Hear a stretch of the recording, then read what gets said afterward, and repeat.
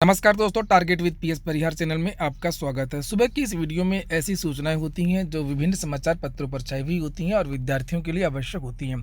तो आइए जल्दी से देख लेते हैं कि आज के समाचार पत्रों में ऐसी कौन कौन सी सूचनाएं हैं। आगे बढ़ने से पहले बात कर लेते हैं 69,000 शिक्षक भर्ती की, जिसके बारे में मैंने कल एक वीडियो बनाया था और उस वीडियो में आप लोगों से बताया था कि 27 अप्रैल से लेकर के 1 मई तक पंकज जायसवाल जी और करुणेश सिंह पवार जी की जो बेंच है वो बैठ रही है और हो सकता है कि आप लोगों का जो ऑर्डर है वो आ जाए। मैंने ये भी बताया था कि ऐसा नहीं है कि मैंने कह दिया तो ऑर्डर आ ही जाएगा, ऑर्डर आने की केवल संभावना है। बहुत सारे विद्यार्थी पूछ रहे थे कि सर जो सर्विस मैटर है वो मामले तो सुने ही नहीं जाएंगे, फिर अपना ऑर्डर कैसे आ सकता है। तो हाँ, ये बात सही है कि जो सर्विस मैटर है वो नहीं सुने जाएंगे, लेकिन ऑर्डर आने पर ऐसी रोक नहीं है, ऑर्डर आपका आ सकता है। और केवल इसमें सकता शब्द का मैंने यूज किया है, तो केवल ये संभावना जताई जा रही है कि ऑर्डर आ सकता है। ऑर्डर ज़्यादा आने की संभावना मई के महीने में ही है। मैंने बहुत सारे वीडियोस बनाए हैं और लगभग सभी वीडियोस में मैंने आप लोगों से यही कहा है कि जो आपका ऑर्डर है वो अब अगले महीने ही आएगा। लेकिन अगर 27 अप्रैल से 1 मई के बीच में भी आ जाए तो कोई बड़ी बात नहीं है। ऑर्डर आपका 27 अप्रैल से लेकर के 1 मई के बीच में भी आ सकता है, क्योंकि बेंच वही है जिस बेंच ने सुनवाई किया था। और ऐसी संभावना भी है कि जो आपका ऑर्डर है वो अब लिखा जा चुका होगा। और अगर ऑर्डर आना होगा तो उसके एक दिन पहले या उसी दिन वकीलों को बताया जाएगा, उनके मोबाइल पर मैसेज भेजा जाएगा और हो सकता है कि जो कोर्ट है वो लिस्ट भी जारी करे और उसमें उल्लेख करे कि ये ऑर्डर कल सुनाए जाएंगे। तो जो भी चीज़ें हैं 2-4 दिन में स्पष्ट हो जाएंगी, उसमें ज़्यादा परेशान होने की आवश्यकता नहीं है और बहुत ज़्यादा उम्मीद करने की भी आवश्यकता नहीं है। इसके बाद में अगली सूचना है उत्तर प्रदेश लोक सेवा आयोग की। बहुत सारे विद्यार्थी मेरे मेल पर और मेरे व्हाट्सएप पर एक मैसेज उन्होंने भेजा है और कहा कि सर इसकी जो चर्चा है आप लोग अपने वीडियो पर ज़रूर करिए। चर्चा इस बात की है कि यूपीपीएससी ने 2018 में एक भर्ती निकाली थी और उस भर्ती को निकाल करके भूल गया। ना तो परीक्षा कैलेंडर में उसका उल्लेख किया है और ना ही कोई सूचना लोक सेवा आयोग दे रहा है। विद्यार्थी परेशान है। बहुत सारी आरटीआई जो आवेदन है वो भी डाला है, उसमें भी पूछा है, उसमें भी नहीं बताया गया है कि आखिरकार ये भर्ती होगी कब।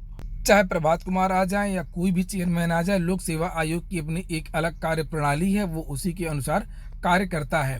बहुत सारी ऐसी भर्तियां हैं जो 4-4, 5-5 साल में कंप्लीट होती हैं। अभी हाल ही में जूनियर इंजीनियरों की एक भर्ती थी जो लगभग 5 साल बाद कंप्लीट हुई। इसी तरीके से एपीएस की भर्ती में 6-7 साल लग गए और अब ये भर्ती है, इसके बारे में कोई भी जानकारी लोक सेवा आयोग नहीं दे रहा, जिसे आप लोग देख रहे हैं। यूपीपीएससी रिक्रूटमेंट 2018 असिस्टेंट लेक्चरर की ये भर्ती थी। पोस्ट का नाम था मैकेनिकल फॉर डिप्लोमा कॉलेज। तो असिस्टेंट लेक्चरर की जो भर्ती थी इसके बारे में कोई भी जानकारी लोक सेवा आयोग के जो चेयरमैन है वो नहीं दे रहे हैं। ये देखिए, ये विद्यार्थी कितनी सारी ईमेल इन्होंने किया है। पंकज कुमार गुप्ता है जिन्होंने मुझको भेजा है ये मेल। इंटरव्यू के आधार पर यह भर्ती होनी थी, केवल साक्षात्कार होने थे, इसमें किसी प्रकार की लिखित परीक्षा का आयोजन नहीं होना था।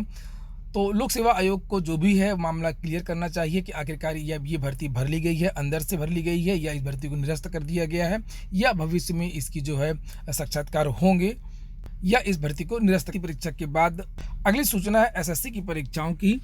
यहाँ पर लिखा है भर्ती परीक्षा के बाद अब परिणाम पर भी संकट। कर्मचारी चयन आयोग की भर्ती परीक्षाओं के बाद अब परिणाम पर भी संकट खड़ा हो गया है। आयोग ने अप्रैल और मई में 3 बड़े परिणाम घोषित करने की बात कही थी, लेकिन अब हालिया नोटिस में कहा गया है कि यह तीनों परिणाम अगली सूचना तक जारी नहीं किए जाएंगे, क्योंकि लॉकडाउन की वजह से मूल्यांकन और परिणाम तैयार करने का काम पूरी तरीके से बंद है। इन 3 भर्तियों में जूनियर इंजीनियर भर्ती 2018 के दूसरे पेपर की परीक्षा का परिणाम जारी करने के लिए 9 अप्रैल की जो तिथि है वो तय की गई थी। मल्टीटास्किंग स्टाफ भर्ती 2019 के दूसरे पेपर की परीक्षा का परिणाम 30 अप्रैल को प्रस्तावित था, जबकि आयोग की 2 बड़ी भर्तियों में से एक संयुक्त स्नातक स्तरीय भर्ती यानी सीजीएल 2018 की तीसरे चरण की परीक्षा का परिणाम 8 मई को जारी किया जाना था।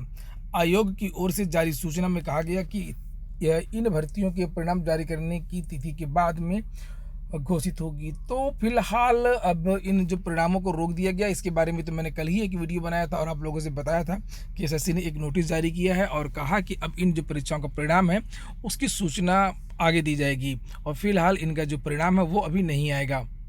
आज भर्तियों से संबंधित सूचनाएं कम हैं, चूंकि जितने भी बोर्ड हैं ज़्यादातर सभी बोर्ड बंद हैं। भर्तियों के संबंध में कोई काम नहीं हो रहा है।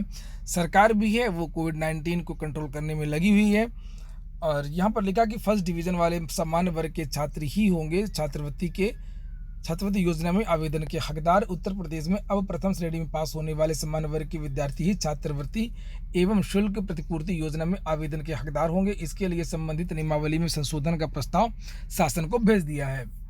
सत्र 2020-21 से इसे लागू कर दिया जाएगा। प्रदेश सरकार 2 लाख रुपए तक सालाना आमदनी वाले समान वर्ग के परिवारों के विद्यार्थियों के लिए छात्रवृत्ति के साथ साथ शुल्क भरपाई की सुविधा देती है। नए सत्र से इसके नियमों को और कड़ा किया जा सकता है। प्रस्तावित संशोधन के अनुसार पिछली कक्षा में 60% से कम अंक पाने वाले विद्यार्थियों को इस योजना का लाभ नहीं मिलेगा। तो अब जितने भी क्षेत्र हैं सभी क्षेत्रों में कटौती की जा रही और इसी क्रम में जो उत्तर प्रदेश के कर्मचारी हैं उनका जो भत्ता है वो भी रोक दिया गया है। जिस तरीके से केंद्र सरकार ने भत्ते पर रोक लगाई है उसी तरीके से राज्य सरकार ने भी कर्मचारियों के भत्ते पर रोक लगा दी है। इसके बाद में एक अच्छी सूचना है और आज तक की ये न्यूज है जिसमें लिखा हुआ है कि सिंगापुर यूनिवर्सिटी का दावा 20 मई तक भारत में खत्म हो जाएगा कोरोना वायरस। जहां एक तरफ भारत में लगातार कोरोना संक्रमण बढ़ता चला जा रहा है, चाहे वो उत्तर प्रदेश हो, महाराष्ट्र हो, दिल्ली हो या अन्य राज्य हो, वहीं पर कुछ अच्छी खबरें भी आ रही हैं। जैसे कि मैंने कल एक वीडियो बनाया था, चंडीगढ़ PGI ने वैक्सीन की खोज की है और दिल्ली सरकार ने प्लाज्मा पर सफलता पाई है और प्लाज्मा से वहाँ पर काफ़ी मरीज सही हो रहे हैं। उसी तरीके से ये एक और न्यूज है जो सुकून देने वाली है। सिंगापुर यूनिवर्सिटी ने कहा है कि 20 मई तक भारत में जो कोरोना है वो रुक जाएगा।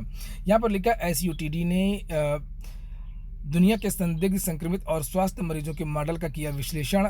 दुनिया भर में कोरोना वायरस के मरीजों की संख्या 28,40,000 से ज़्यादा हुई। हिंदुस्तान से कोरोना वायरस के 20 मई तक खत्म होने का अनुमान है। Singapore university of technology and design ने आर्टिफिशियल इंटेलिजेंस की मदद से आंकड़े जुटाए हैं और उनका विश्लेषण करने के बाद ये दावा किया है। SUTD ने यह भी कहा है कि भारत के साथ ही अलग अलग देशों में कोरोना वायरस जल्द ही खत्म होने वाला है। SUTD ने ससेप्टेबल इन्फेक्टेड रिकवर्ड SIR महामारी मॉडल यानी अलग अलग देशों के संदिग्ध संक्रमित और स्वस्थ होने वाले मरीजों के मॉडल का विश्लेषण करने के बाद ये भविष्यवाणी की है। तो ठीक है दोस्तों, आज के लिए इतना ही। मिलते हैं अगले वीडियो में। पूरा वीडियो सुनने के लिए बहुत बहुत धन्यवाद।